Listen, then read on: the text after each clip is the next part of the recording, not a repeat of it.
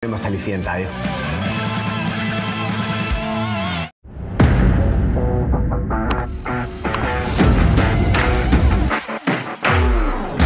Pagkatapos mapanood sa telebisyon ng pamilyang Benito ang balita tungkol sa pagkakahuli ni Maki, hindi nila mapigilan ang labis na pag-aalala. Gulat na gulat silang lahat nang malamang nasangkot ito sa gulo.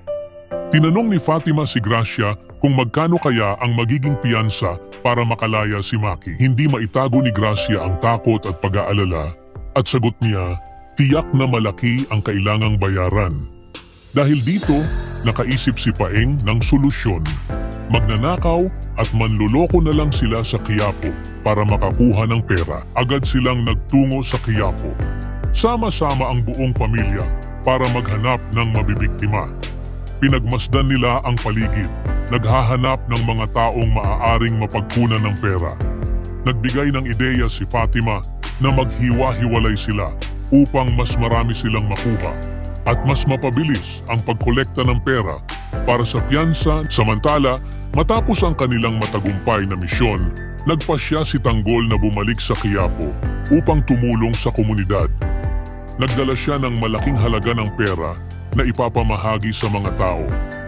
Bago sila bumiyahe, pinayuhan ni Tanggol ang kanyang grupo na magdoble ingat baka may magtangka na kunin ang dalang pera. Habang nagaganap ito, kinausap ni Mayor Roberto ang kapulisan na humuli kay Rigor. Ipinaliwanag niyang si Rigor ang tumulong sa kanya sa oras ng panganib at hindi ito ang dapat akusahan. Inis si Mayor Roberto dahil maling tao ang nadampot. Agad niyang iniutos na pakawalan si Rigor. Kalaya, agad umuwi si Rigor sa kanyang tahanan sa Quiapo. Laking gulat niya nang abutang tinatangkang tumakas sina Tindeng at Marites. Matapos itong ikulong ni Rigor, gusto na nilang tuluyang layuan siya. Nang makita ang pagtatangka, agad naglabas ng galit si Rigor at pinwersa palabas si Tindeng. Sa labas, patuloy ang pagtatalo. Paulit-ulit na pinipilit ni Tindeng si Marites na layuan na si Rigor. Dahil dito, mas lalo pang nag-init si Rigor at bigla niyang binunot ang kanyang baril. Sabay tutok kay Tindeng. Binantaan niya ito at sinabing si Marites ay kanya at wala nang karapatang makialam si Tindeng. Sa takot, halos hindi makagalaw si Tindeng habang nilalabanan ang kanyang luha.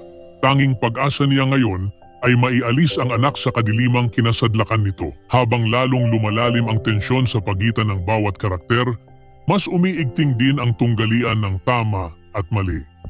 Sa desperasyon ng pamilyang Benito na mailigtas si Maki, napilitan silang piliin ang maling paraan para sa isang tamang layunin. Si Tanggol naman, bagamat taglay ang yaman at kapangyarihan, ay piniling bumalik sa Quiapo upang tumulong sa mga nangangailangan. Isang patunay na hindi siya nalalayo sa pinanggalingan niya. Samantala, si Rigor ay patuloy na nilalamon ng kanyang galit at pagkontrol. Sa kanyang pagbabalik sa tahanan, muli niyang pinatunayan na hindi siya nagbago. Sa halip ay mas lalong naging mapanganib. Sa bawat tagpo, mas lumalalim ang sugat sa pamilya at unti-unti nang nasisira ang mga ugnayan na dati matibay. May pag-asa pa kayang maghilom ang sugat ng kahapon? O tuluyan na ba itong lalong lalalim sa bawat desisyong pinipili nila? Bin sa comments section. Huwag kalimutang mag-subscribe at i-click ang notification bell. Maraming salamat sa panunood.